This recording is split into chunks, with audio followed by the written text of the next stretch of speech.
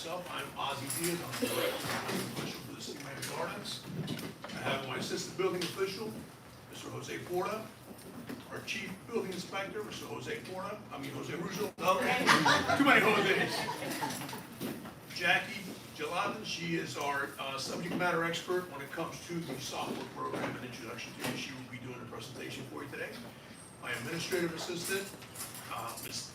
Nikita Tong, she oversees just about everything within the department in regards to making sure your permits are properly processed and overseeing staff.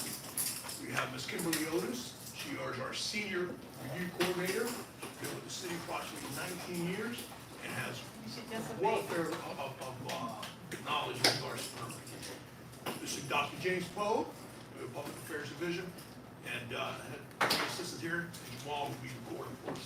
Also, I'd like to introduce the Department of Business and Professional Regulations, Eileen Perez, Ms. Roxana Crespo. Very, very important people to know in regards to unlicensed activity. For a good understanding of what a license is required for, when a permit is issued, and making sure that when you're hiring a contractor, that they are licensed. We can go a little bit into detail on that. Today, the presentation is going to be overseeing the registration within the city for your customer self-service software. In addition to that, we'll follow through with how to apply for the permit. Okay? We're going to do a small overview of the software, and then Nikki's going to provide a tutorial, step-by-step actual, how we do the online software. We'll do questions and answers after. Okay? Thank you again, refreshments and all. Thank you. Jackie? So how many of you have seen our CSS online portal or have registered? Okay, perfect. So this is going to help all those who have not registered or have an account. And again, we'll go through that step by step, and then we'll do a live run. So with that said,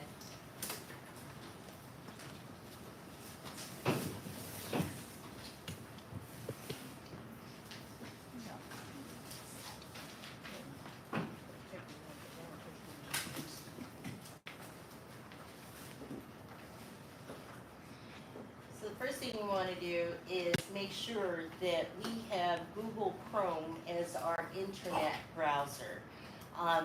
Most of you who log on first, you'll get like Microsoft Edge or Safari. This system actually requires you to use Google Chrome, okay? So we want to launch Google Chrome, and then the next step would be we want to type in CMG Customer Self-Service for Miami Gardens, and then we will go ahead and launch that portal. This will take you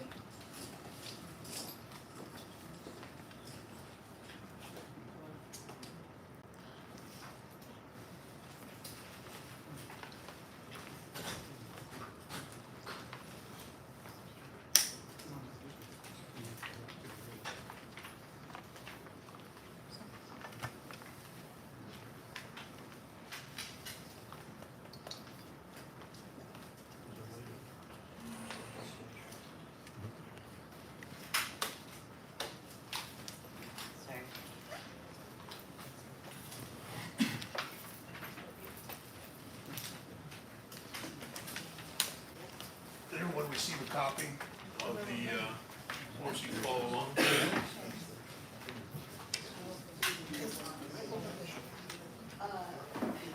You guys, anyone has one?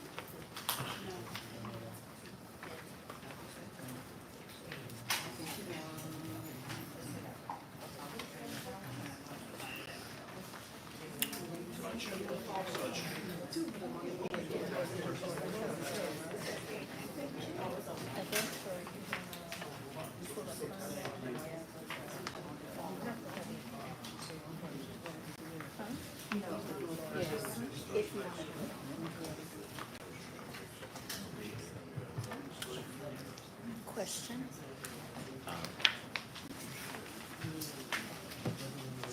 Any one of those. There you go.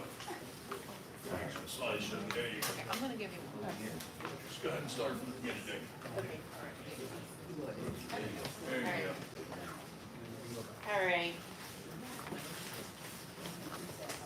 you.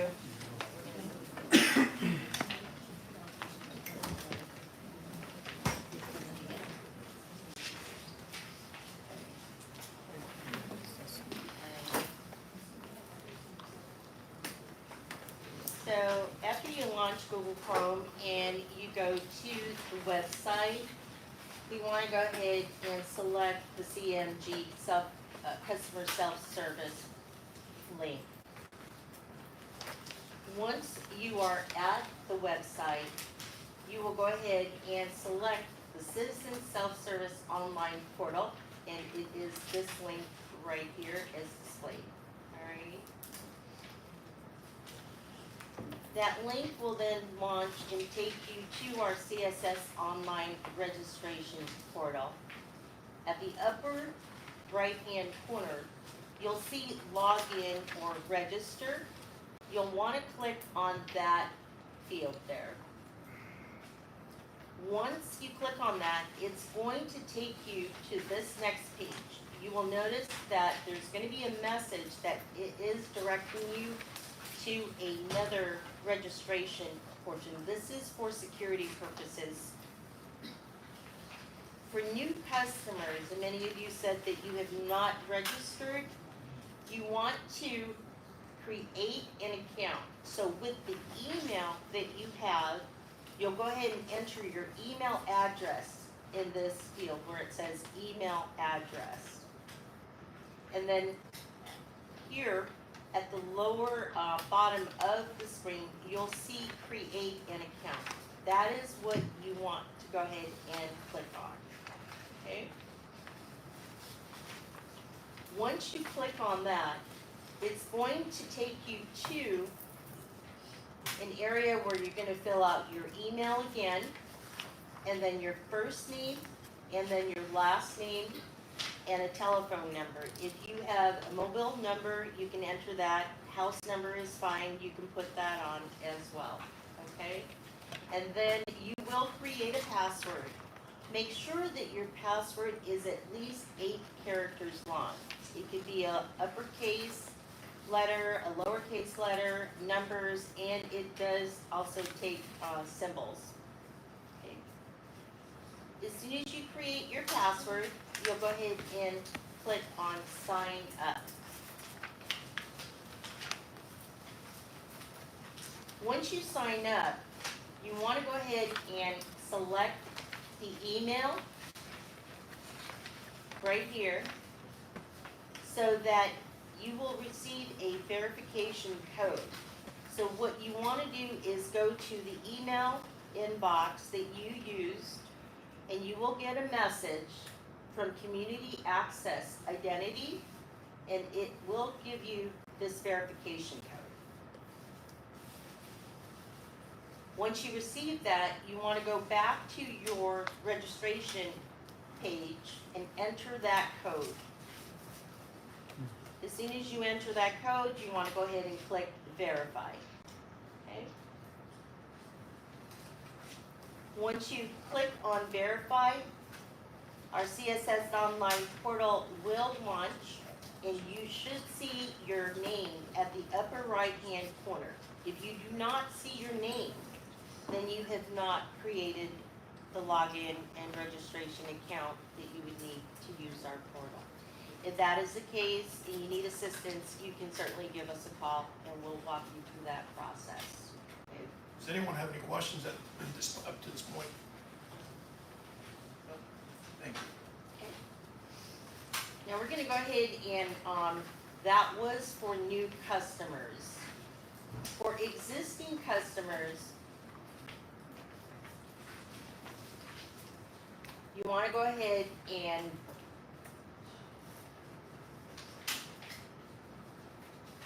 your email will automatically populate here. So for existing customers who have used our system, all you need to do is click on next. Okay? And it's as simple as that. You'll then click on email, and then we'll go through that same process. You'll check your email for that verification code. and then you're gonna go ahead and enter it. Once you enter that code, you'll select verify, and then the system, again, will launch you to the CSS online portal, and you should see your name. If you do not, then give us a call, we'll make sure that you have access to that. So anytime you log in, you have to have a verification code. Yes. There is an option to use the password that you created. If you want to do that and save your password, you can certainly use that option. Okay. You're welcome. All right. Any other questions? Oh, maybe I missed that, maybe I didn't hear, but what's the purpose for logging in, establishing this account? So we want to establish this account. We are now doing an electronic process for our permitting applications. It's no longer walk in with hard copies. So everybody that wants to apply for a permit has to have an account because it is now electronically processed. Thank you. You're welcome. Yes. So when we do this process and we have our account and everything, so how and when do we bring the plans to you to put into the building department? That's the beauty of this. This actually allows you to upload those plans. You don't need to bring in your plans. So we're gonna show a demonstration on how to apply for a permit, and in that step, it will show you how to attach documents. Suppose we don't have a system to upload, then what we do then? Okay. So, Ms. Ozzie, guys, we still will take paper documents or electronic form documents. We prefer not to, although the whole idea of going electronic is for the ease, to facilitate not just for property owners, but for contractors. So ultimately, if you do bring paper plans to the city, we're going to have to send them out to be scanned electronically and place it. There's an additional cost for that, and obviously it's gonna be a little more time consuming. So what I've been doing, I've been putting them on the junk drive and bringing them in. Can we Junk? do that? Okay, so the key thing is, as long as those files are safeguarded, and by that I mean that the design professional who's created those files has a signature on it that has not been tampered with, we can and upload those for you. You can sometimes even email those to us. We will work with, most of this, in regards to property owners, we're obviously gonna work a little closer with you because it's not as often that you do property owner builder type permits. But in cases of a contractor, most contractors already have staff set up where they come in and they upload everything electronically. But absolutely, we can certainly work with you to bring it, as we've done with you in the past. Yes. Yes, I just ma'am. want everybody to see it. Is there a charge for seniors who can't do this? I'm sorry, repeat? There are charges for seniors who cannot browse through the sites to bring it. We will, if you come into the city, Nikki, Kimberly, staff will be here to assist, walk you through it, and if you don't have the facility with a computer, we'd be more than happy to do it here. And there's a payment for that, for the seniors? I'm sorry? There is a payment? No, ma'am, there's no fee for that. We don't charge any extra for that. Again, if we may have to charge for additional fees if we have to send anything out to be processed, in other words, electronically, to convert a paper plan to a electronic file, we would charge you only our cost, no additional fees. But we will sit here and do that with you, absolutely. I'm asking because I have so many seniors. Absolutely, understood. And this has to do also with architect, if you have an architect that's doing your plans. Yes, ma'am. Any other questions? So whether you're pulling your own permit or whether you have a contractor, you still have to go through this?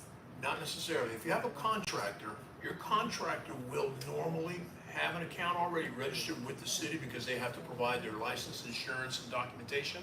So for most times, they will have all that information already with us and have an account with the city. They would just need your authorization and signatures on the permit application.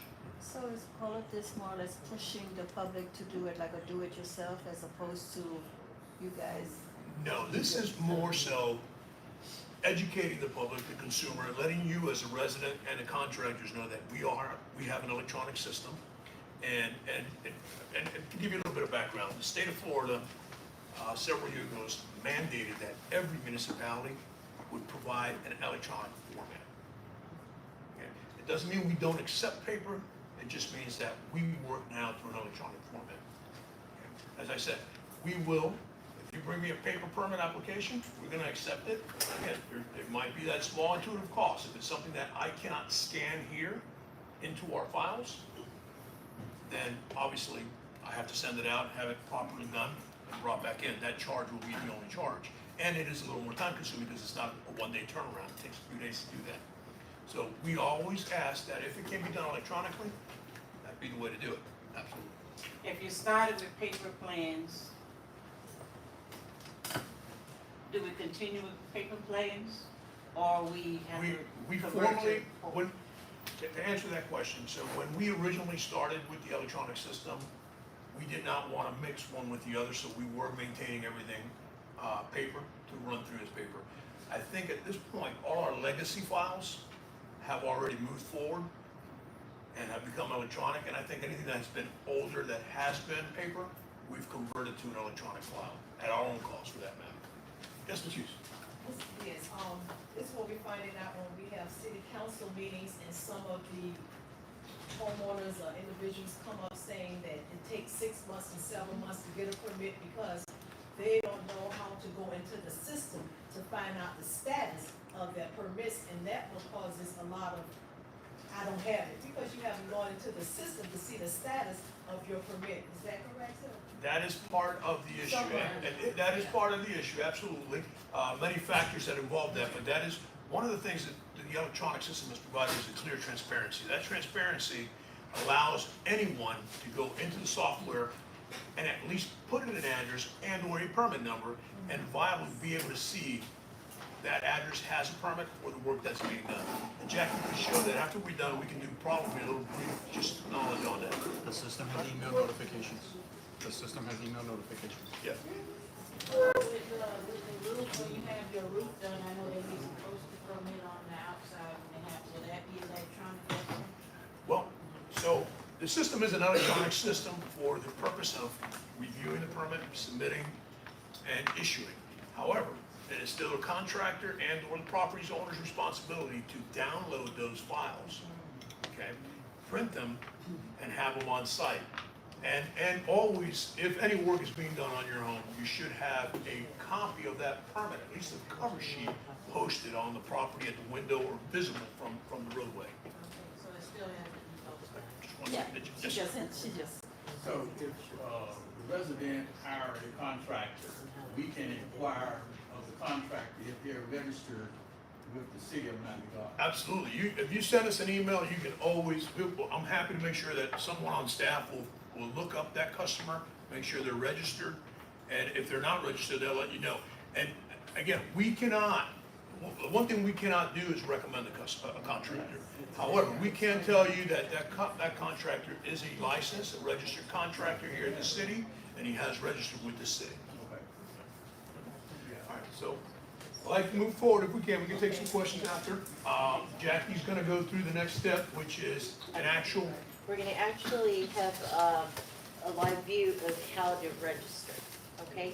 And then after that, we'll go ahead and continue on with how to apply for a permit, okay? so they're gonna go through the registering process. You can see how Nikki does it, and both it's online. All right. So most of you, you'll have your computer on. As we said, we want you to use Google Chrome. So Google Chrome, you'll launch Google Chrome. And then you want to type in the city of Miami Gardens. Customer, there's the building department, customer self-service. And you'll see on the left-hand corner, CMG, customer self-service. And right in the middle page, you'll see that link right below CMG Customer Self-Service. It says click here to go to Citizen Self-Service. That link will then launch you to our online portal. At the upper right-hand corner, you'll see that login or register. So we'll click on that. And in this case, Nikki's email address, she's already had an email, but for those who are new, you will see that redirect notification. And that's okay, just click on continue, and then it'll take you to this particular page. So with your email, you want to enter the email that you are going to use as your login and access for that verification code. And then we'll scroll down, and right there is create an account. You'll go ahead and select that and click, and it'll bring you to fill in the rest of your data. Again, you'll need your email address, first and last name,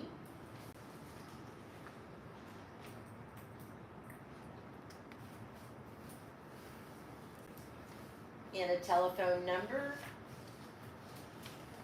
And then you want to go ahead and create your passwords. Again, you want to use no more than or no less than 8 characters.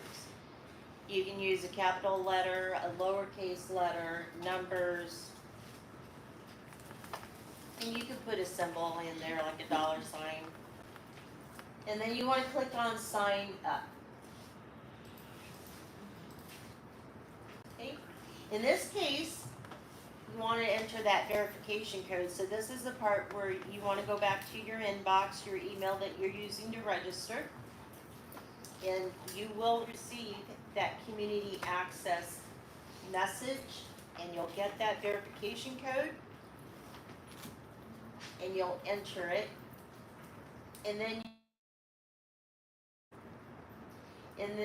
I was saying that we have that security, so this is actually optional, but if you want to just make sure that your account is secure, the phone number for your cell phone, for me, that's the easiest way because I have my cell phone on hand. So that's one of the options. You can select setup. Yes, go ahead and select phone. And then you want to put your cell phone number. So once you put that cell phone number, you want to select receive that code.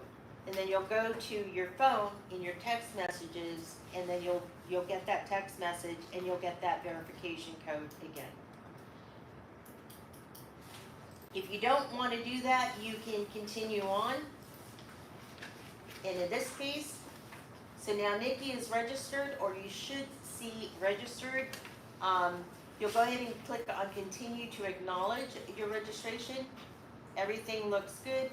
The contact preference you can select as an email, and then enter your number again.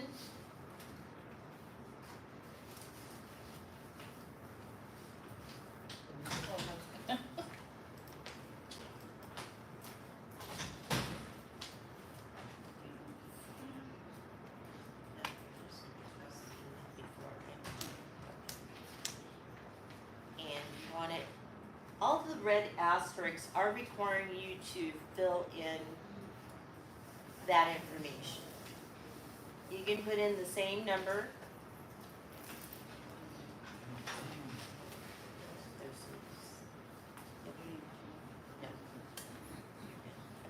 And then once you're done, you can click on next. Your address is required.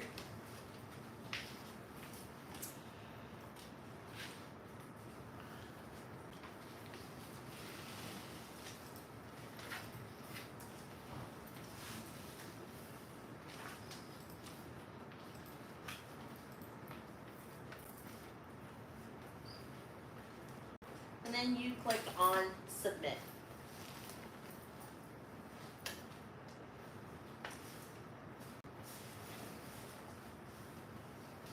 And here's the part where you can either save your password that you created so that you can just use it, it's automatically on your computer. Or you can say no thanks, you can write your password down and put it in a secure place. But once you are registered, this is what our CSS online portal looks like. It'll start tracking the permits and plans, invoices. And again, you'll see your name at the upper right-hand corner, and that's how you know that you have registered for an account. Any questions on that? What if you register for this and then a couple of years before you're using it, would it still just be there? Yes. Okay, so you never have to re-register? The only time you have to re-register, and in this case, we had a system maintenance upgrade.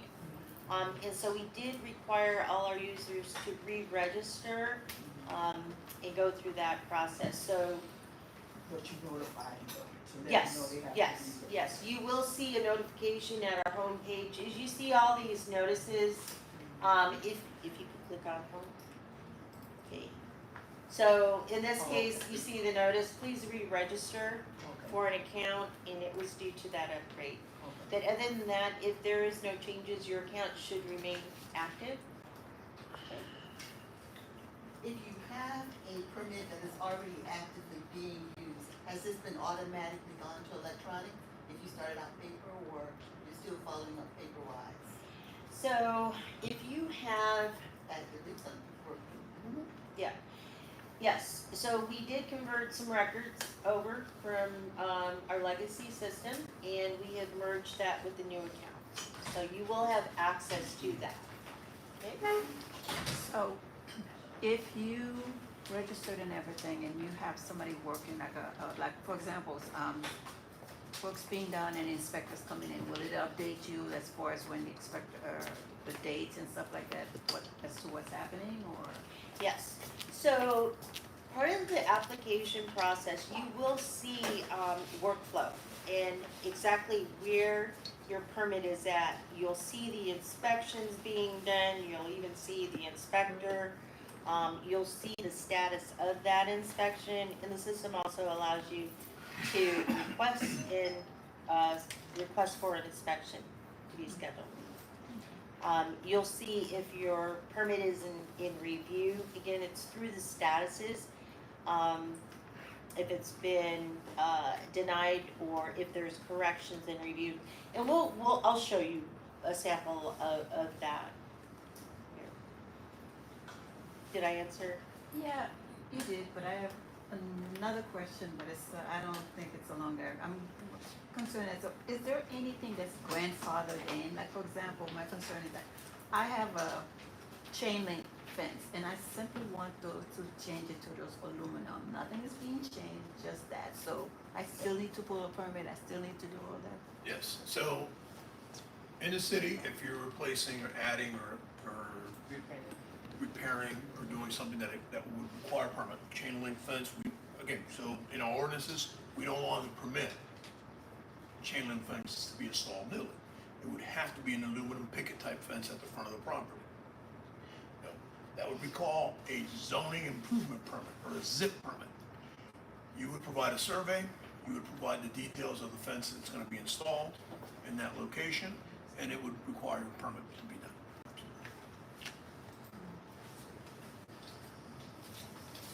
So would I also need like an architectural plan? Not necessarily an architectural plan, a survey that would be up to date, showing the existing residence in its state of condition that it is today. In addition to that, showing the location where that fence is going to be placed, and a detail of the fence that is going to be. And the ornamental fences can be different. Typically, we have what we call the picket fence, the little white picket fences that are open 5 feet in height, and that would be the general consensus for the front of the property. So in addition to the permit, you also need a survey. You would need a survey, because that's where you would actually indicate where you're going to place that fence. Those are things that we can go on. We're going to have further other workshops where we're gonna show you exactly what you need for those particular type of permits. Would you take a survey more than a year old?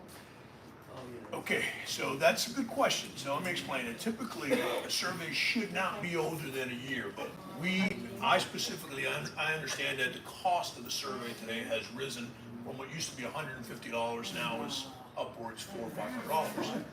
So, what I try to do is verify that what is on your survey is what's still there, that you've not added additional items. So we may go out there and do a physical inspection prior to realize that it needs to comply. Okay? We're mandated by many different entities within the county.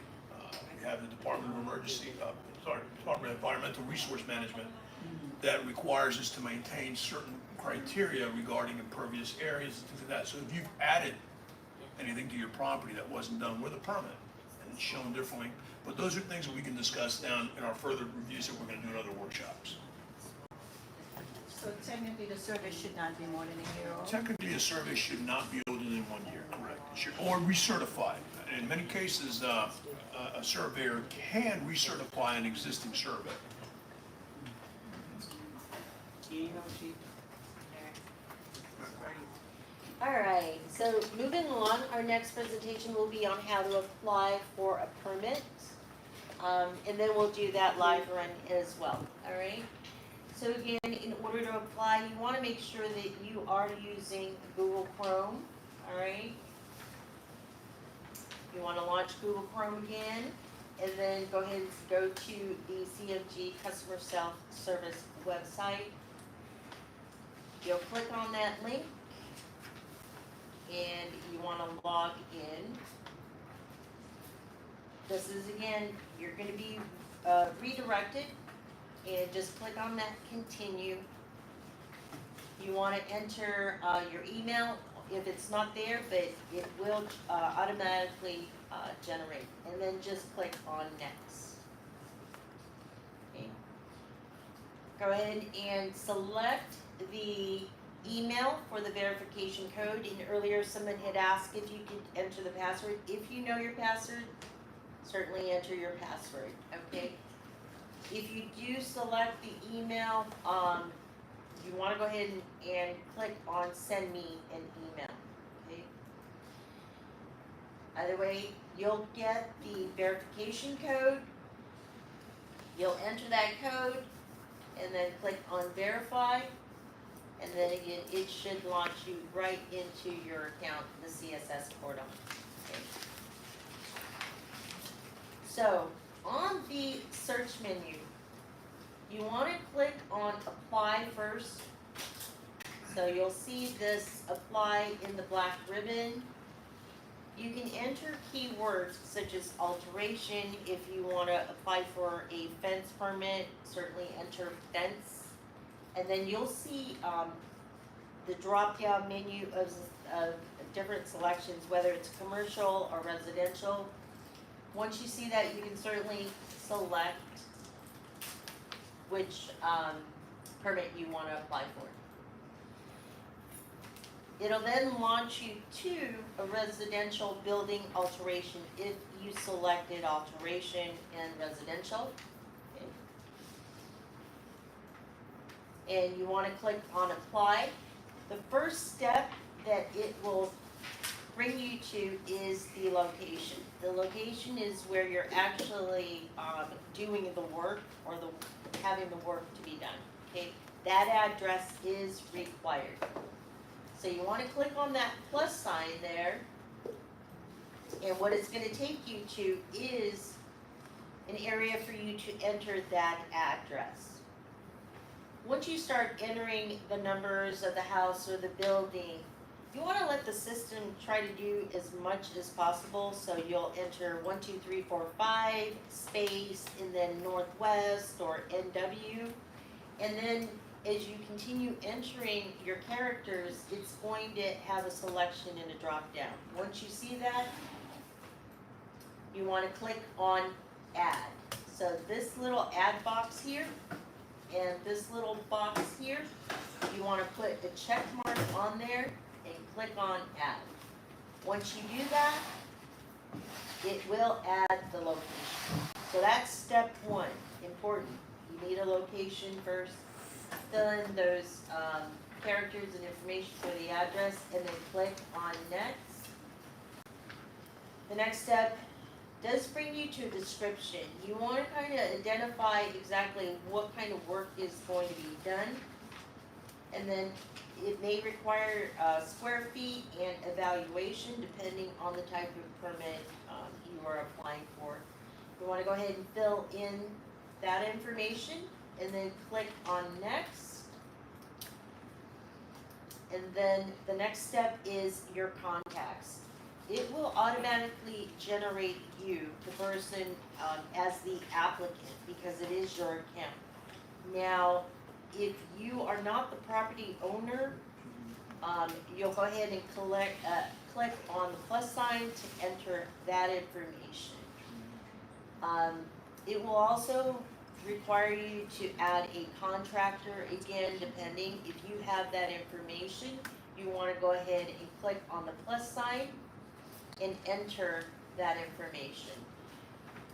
In the search bar here, you can enter the name of the person, your contractor, if you have that information. One thing about this, the contractor has to have a registered account before you can select. If they're not in the system, if they have not registered, you're not going to find them, okay? So just make sure your contractor has registered. If the property owner wants to be a part of the application and the contractor applies, that homeowner has to register as well, okay? So once you click and fill out the contact information,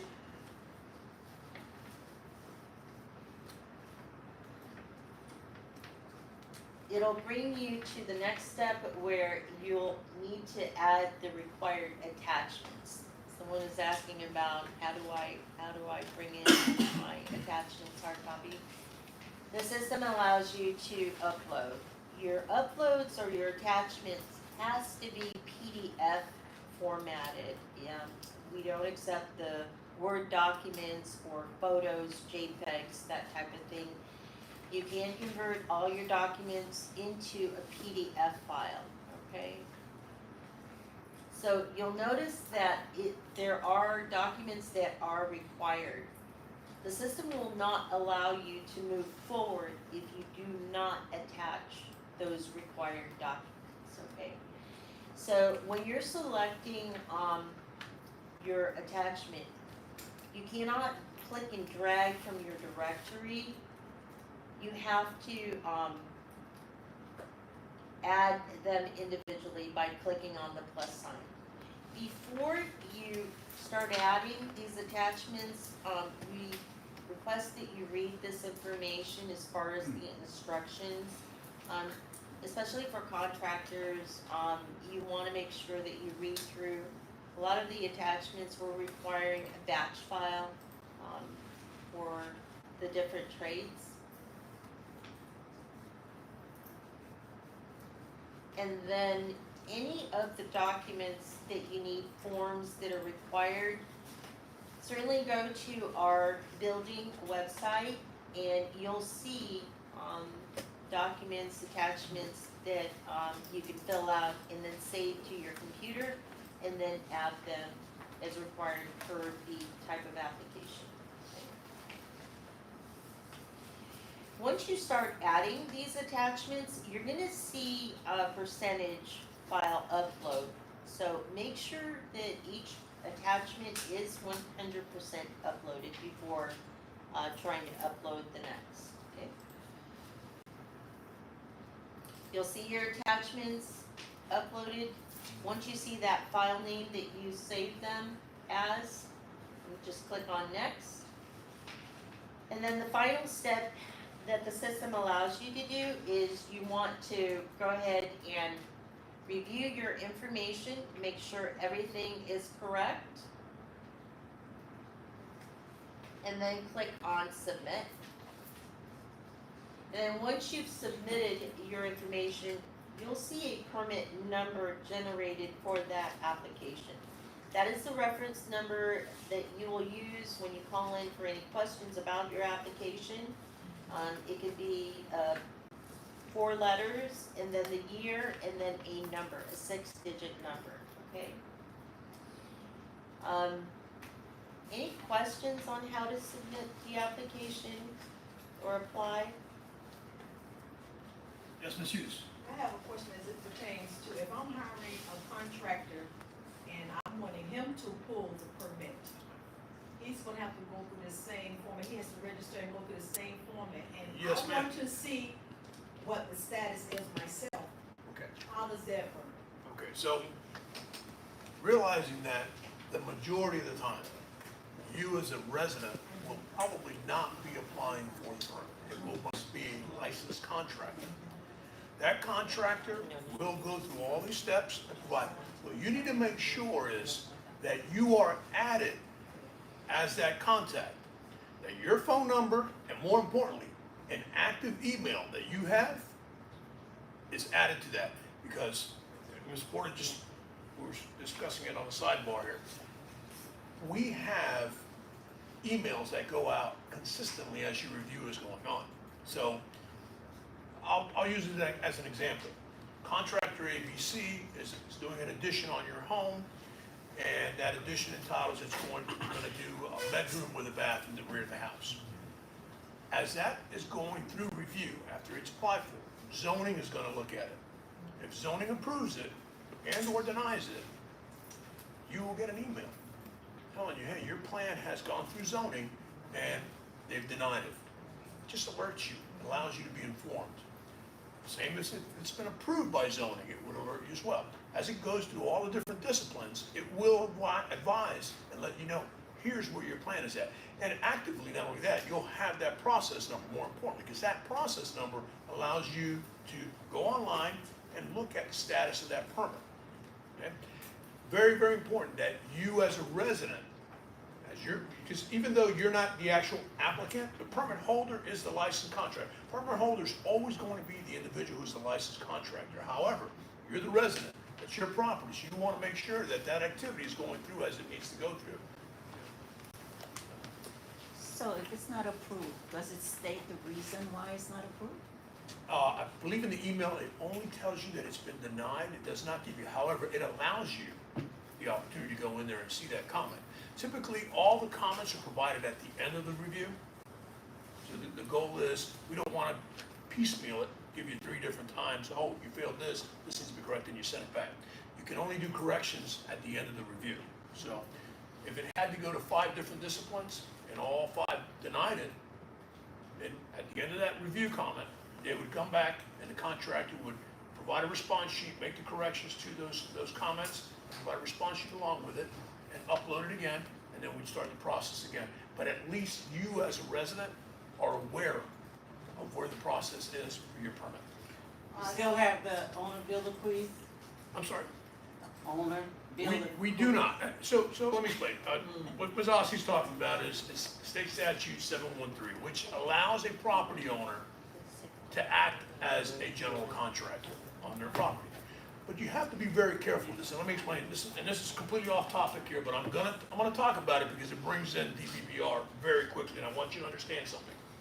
You're going to get a lot of individuals out of the handy magazine that say, hey, I'm a contractor. They don't have a CC number offered by the state and or the county. They're possibly not licensed, most likely, and they're not qualified. I don't care how good they do as a workman, but they're not the individuals. So I want you to understand something. As an owner builder, you are now assuming all responsibility. So a couple things.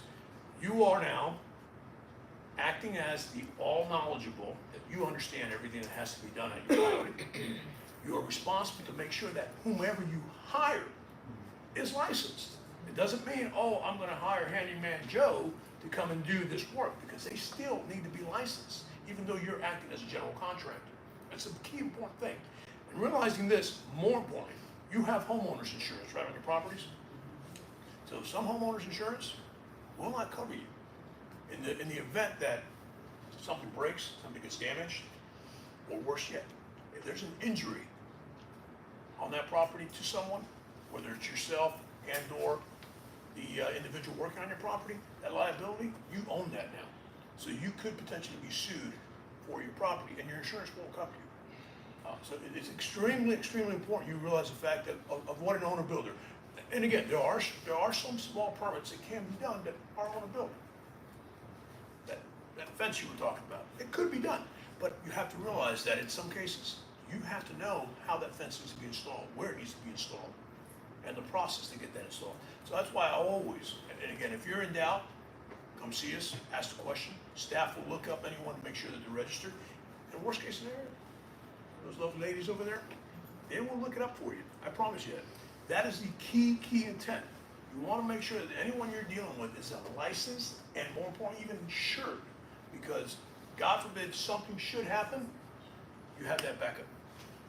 So can I ask you, but just to back you up a little bit, when you're putting in this particular application, and we want to get that information as the resident or person, do we fill out this application with the contractor, or do we say to the contractor, listen, I want you to add me on as a contact and put my information? Or do we follow up to make sure that's put in the system so we get notification? Okay, great question. So, to be very clear, one of the policies we have here in the city, regardless of what kind of work you're doing, the owner of that property is required to sign that permit application. There's a spot there that provides your name, your phone number, and your email address along with your address. And that's where you make sure that that information is being done. If you, or have, I should say, if in any case that you find that you are applying for a permit or a contractor is applying for a permit on your behalf, and you have a doubt that you've not been added, again, let us know. We will add you to that so that you're getting that notification, you're being advised. Yes, ma'am. Can you explain a little bit about the attachments for the batch file? So is that a file with several documents in one file? And also, I know you're very specific on the name or how the file should be named for each, I guess, each document. So just can you just explain a little bit more about it? So we have a naming convention that we ask when contractors and or residents upload files to provide a certain standard so we know what kind of file we're looking at. So on a typical new, let's just assume it was a new single family residence, you're going to have your civils, you're going to have an architectural set, you're going to have a structural set, you have a mechanical, electrical, and plumbing. So each one of those that I've just named would be a file. And that would be a batch set. That architectural set would be all the architectural drawings for that plan. And that's what, we want to have that submitted in that fashion so we understand the format that it's being brought in, and it's continuous throughout the whole process of review. Yes, So, let's use the example as far as the fence. Do my, that's part of the thing, either I would give to the contractor as far as my architectural plan for them to upload? Or is it the description that is, okay, it's a fence, this is X amount of feet? Okay, so on your survey, you're gonna have several. So a fence, to make it, is probably the pretty simple permit. I would say you complete that application. In that application, you're gonna fill out the contractor's information, your information. There's a box area that says description. So you can put picket fence in front of the property, 150 linear feet. We need to know the description. You're going to provide, that is going to be your main attachment for your permit application. Your next attachment might be your survey showing the location. So you can say survey plan showing location. That would be that. The next plan would be the details of that fence. You might have one or two sheets, might be 3 sheets, might only be 1 sheet. But that detail would show how that fence is going to be installed and the design of that fence. And that would be another file. I got an online question. Pulling a permit, is pulling permit required for doing interior work? Absolutely, absolutely. So realize that virtually just about everything. Kitchen remodels. I know I see them a lot because we have them. They have bathroom that, so remodels. that's where those two ladies are Uh, sitting at. Painting does not require a So, yeah, permit. that's mine. I'm just Flooring making on sure a that- single-family residence, if you were just replacing your flooring, would not require a permit. However, if you're in a condominium or an apartment, that does require a permit because there are certain insulation, sound barriers that need to be provided. So, if in doubt, just reach out. We're here to help you. Yes, Ms. Hughes? Just one more small. Absolutely.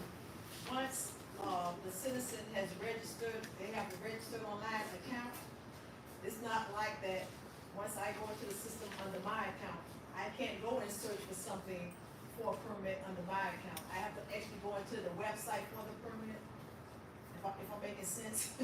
I'm trying to see if I understand the question. So if you have an account, Just the regular account here, I have an account set up now. correct, So if I want to go and check on a permit, I can't intervene on the, my just regular account to go to the permit to see no, what's going on. to see, all right, just to see a random account, Yes. you'd have to be connected to that account. Okay. Okay, now, realizing, and I think, Jackie, I don't know if you wanna go through the first actual application process, or if you just wanna show where we do the customer service, search, Sure, and just show property, absolutely. property. Absolutely.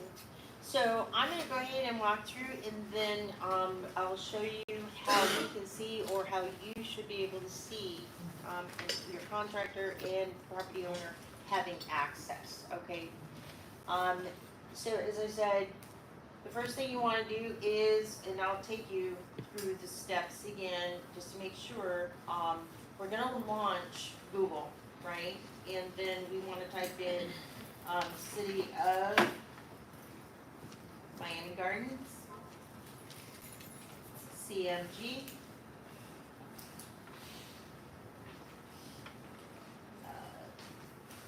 You can select the City of Miami Gardens Building Department, and then you'll select CMG Customer Self-Service. And then you're gonna click on the link to go to the Citizen Self-Service portal. You're gonna click on login or register, and you'll get that message that you're being redirected. You wanna go ahead and click on continue. And in my case, I have it set to where I have my email address. And I'm gonna click on next because we already have a registered account, right? So again, you have an option to go ahead and click on the email if you want that verification code. If you have your password, you can click on password and then you'll click on verify.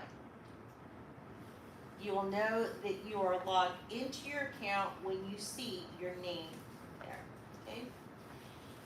So you'll see the dashboard, and it automatically defaults to take you through the home page, right?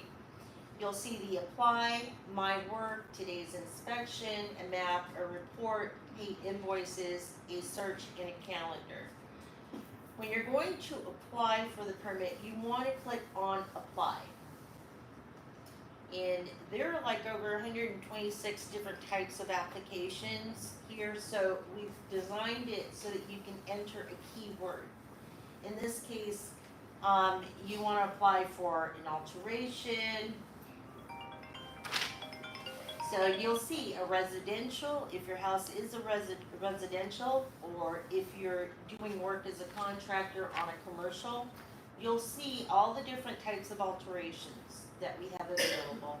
So you want to select the one that applies to what you're wanting a permit for. So in this case, I've selected a residential building alteration. I'm going to click on apply. And step 1 is the location. As you can see, it is step 1 all the way through 6. In some instances, you'll see 7 steps, but no more than that, okay? So it tells you exactly where you're at. So the location,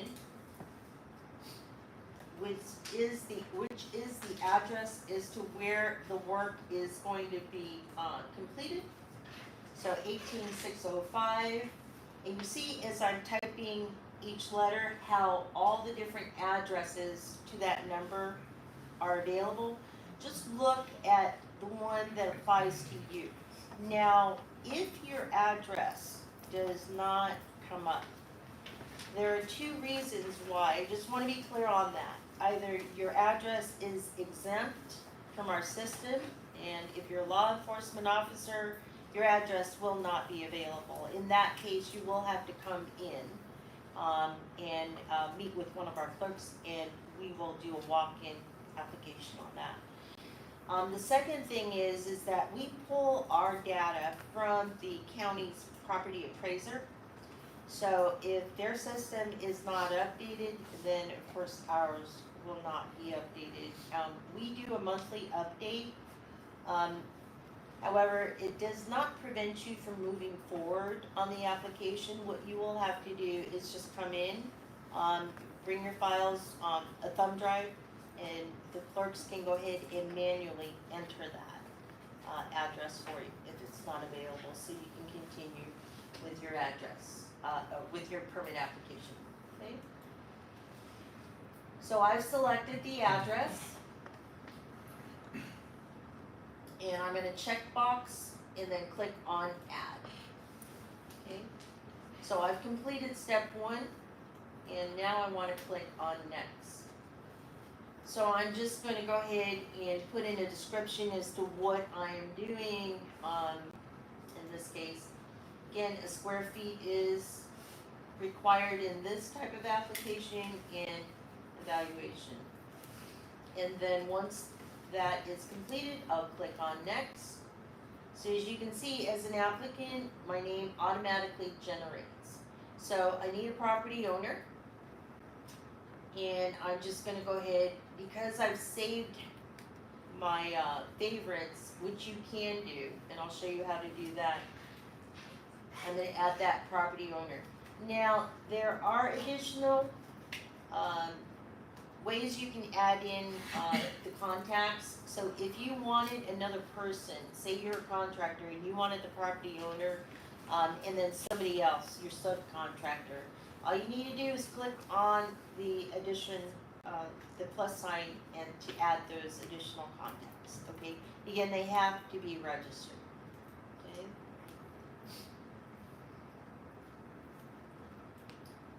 So I had mentioned, if I wanted to add and keep as a favorite,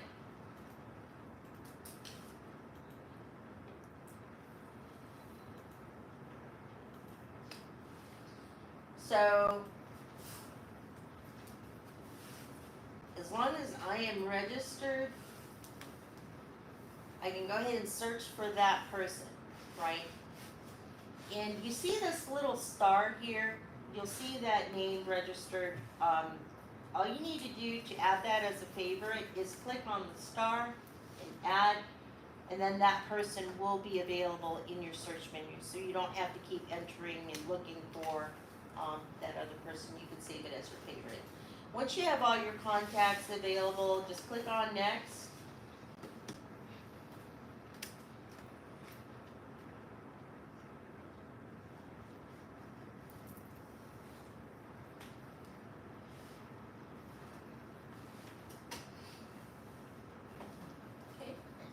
And then we have more information on the permit class. It's either going to be a master or a sub permit. Just select what applies. The code here, 2023. And then in this case, the alteration, select what applies. Either it's an exterior or an interior, and then click on next. On the attachments, the instructions are there as to how to name your files and how to batch them. So the required documents here is an application and then a proof of ownership. So you click on the plus sign and then you will go to your directory.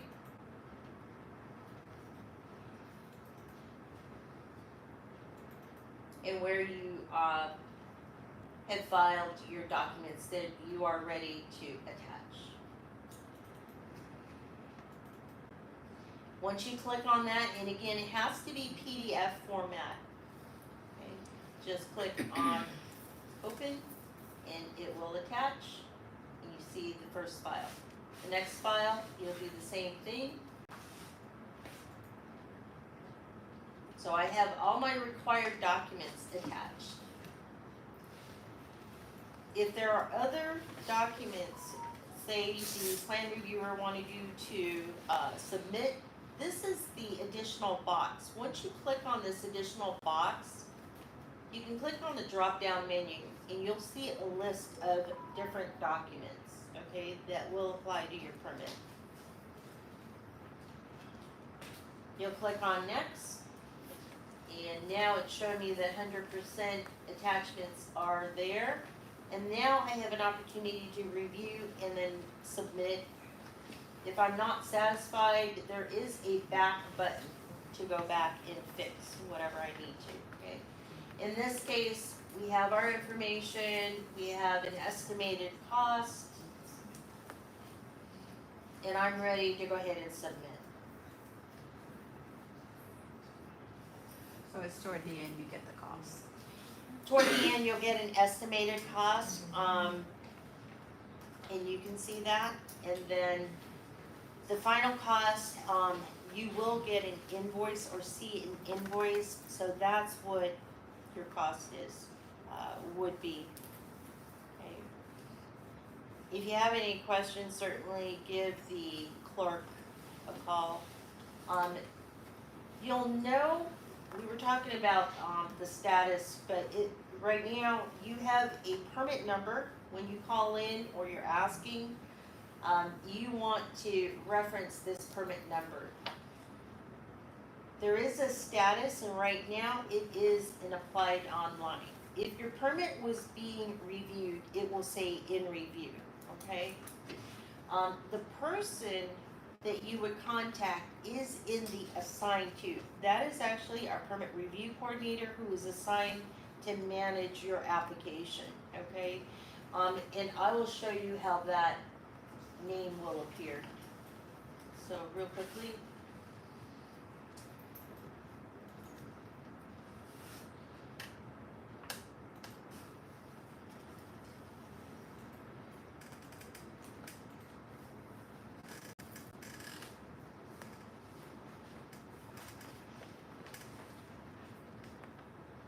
So internally, this is what our application, our permit review coordinators are looking at to verify, but I just want to put my name so that you can show, I can show you how the name appears in the assigned to.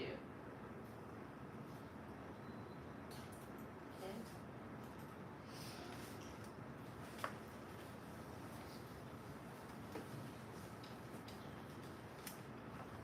Okay. So you see how I've assigned, that's the name, again, of the person that you are dealing with your application. Okay. When you call, you'll know who to ask for, right? Any questions on how to apply or submit an application? I understand it may seem a little difficult, again, it's really, I was first one, I'm not a techie person, I really am not, and I have to go to the team really many times, just even work behind the scenes on this. Realizing that this is normally a process that your contractor and their team is going to be doing. However, it's good for you to know, that way you have an understanding, so when you do hire a licensed contractor, notice I keep saying it, right? That you are able to go up and find out, at least reference yourself, so you have an idea. You're not out there in the dark. Yes, sir. All right, my question is that, okay, you have a contractor. In order for you to have access to the system, you have to also register within the same system. Okay. Yes and no. You do not need to register at all if you're not doing any work with them. As Jackie can go into the search, go into the search and put in that same address. So any individual can go in here right now under search and put in an address. Like we're going to put in the city's address. This is what we typically use for our reference. And you're going to hit search.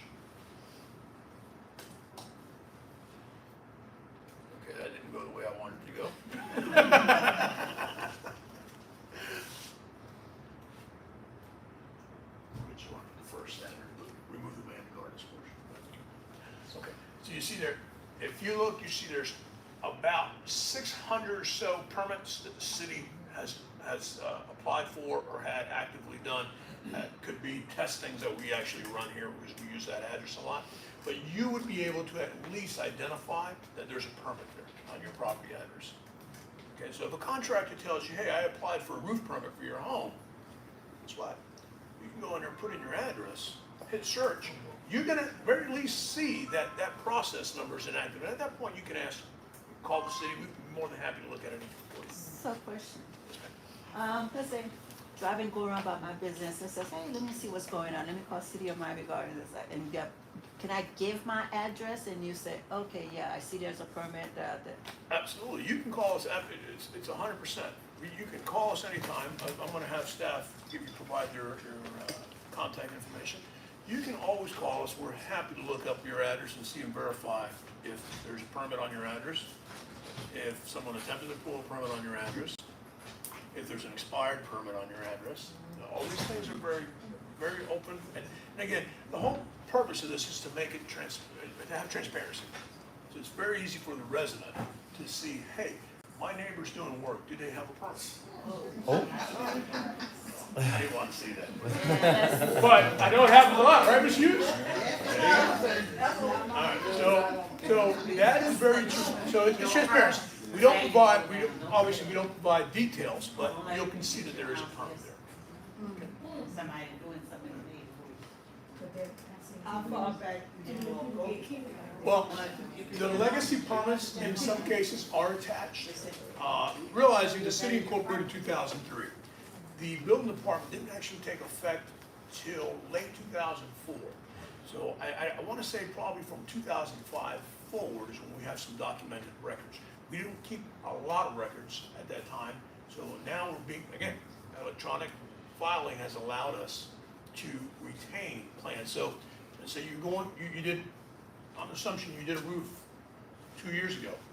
Your insurance company calls you up, hey, when was the last time you did your roof? Well, that information's gonna be right there. Your insurance company doesn't even need to come here. They can go online into our website, see, yes, they had an approved roofing permit and it was signed off and final. Yeah. Yes, ma'am. I just, I'm looking at the stuff, the insurance, I said, oh yeah, that was the year that I, the last time, they even asking for your credit history right these days. That's Yeah. insurance, yeah, absolutely. So we're just trying to make it as easy as possible. But we want to make sure that the residents, along with the contractors, are aware that they have this access, so you can look up and find information, at least on your property. And if you take away anything from this, licensed contract. Right, Rosemary? I sound to tell you. If you take away anything from what I'm saying, licensed contractor is the most important thing to understand, because that is what you can grasp and hold. And again, if you're in doubt, if someone is advertising, you're going to see, and I'm going to mention it here. There's a lot of programs out there. I won't mention them by name, but there are a lot of programs out there that use certain county logos. And they are not backed by the county. They're not backed by the city. I want you to realize it. So get the word out. Let your friends and your neighbors know.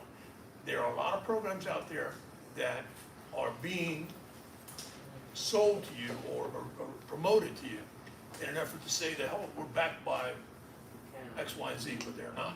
So please, just, buyer beware, but we're here to help. Just make sure that, we want to make sure that the residents are alert. At the city of Miami now, me as a client expediter, I have to register with them. And I also have to send them a copy of my occupation license. Absolutely. So maybe you all probably do that too. No. It's not a bad Yeah, idea. that's good. So then I have taxes. Yes, ma'am. If you find out No, not that in they are contract. buildings, and you put the address in there is no permit, what's the next step? The next step, you could notify code enforcement. You can let us know.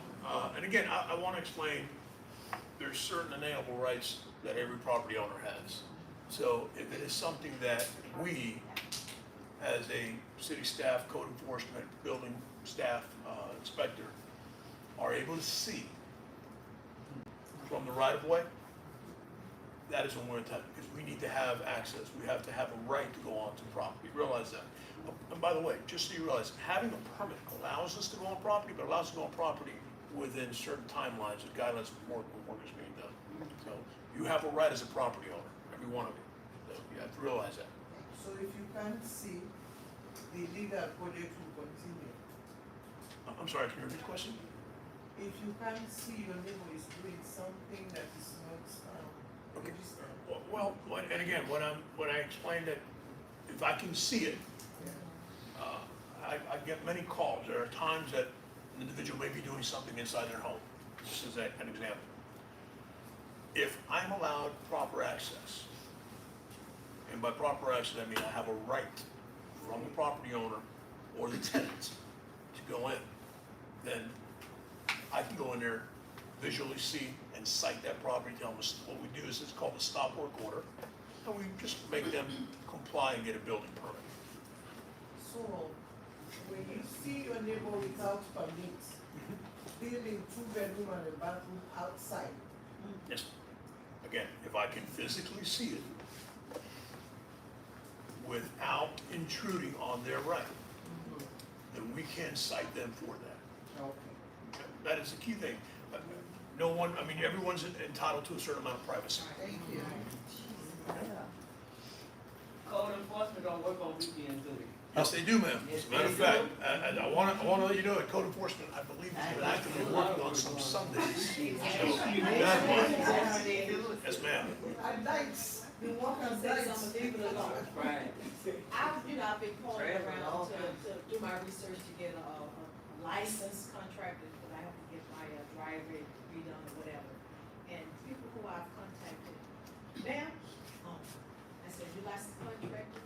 We do it over the weekend, we do it over the weekend. I know what time it is for that, because they have a permit, they wanna do it on the weekend, but a lot of that does go. So what I have a problem with is that these individuals, even if they're licensed or whatever, no, I'm saying unlicensed, and they're doing things over the weekend, whatever, to their properties. My concern is that even though we have insurance and you're doing something without a license illegally, and you're not following the right regulations to build properly, I'm scared when a hurricane comes, something gonna blow my stuff over, and my insurance didn't cover what they built incorrectly, and it's blowing my stuff away. That's correct. That's what I have a problem with. That's a big issue with me.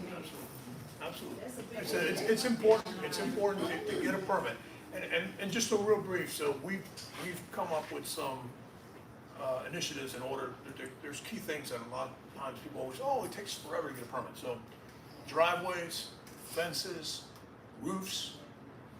If your contractor's telling you their roof's taking too long because the city said, listen, it's more probable than not that they need to come in and make some corrections to their plans, because typically, what is it now, 10 days? 15 days. 15 days. So within a 15-day, and I say they're business days, but typically, they don't take that long for us to review. We have staff available reviewing, and some staff, because it's electronic, sometimes stay late and do it in the office. It's not a big deal. 15 days is what the system says that it's due in, Yeah. but they're all done before then. Nothing goes overdue, so it'll be done before those 15 days. All right. So we're approaching on 11 o'clock, so if anyone has any questions, I'd like to wrap up. Again, very, very important. Again, if you take away anything from here, what did I say? There you go. My final question? Yes, ma'am. If, like you said, if you have any questions as far as the contractor, would you be able to say, okay, this person has is in good standing, or this person has an active license, or no? Only thing I can tell you on a contractor, and again, we're happy to look it up for you, that the individual is licensed, whether the individual is registered with the city, and that he has active work, or he has not done active work in the city. So I can't offer anything else, so we're happy to do that.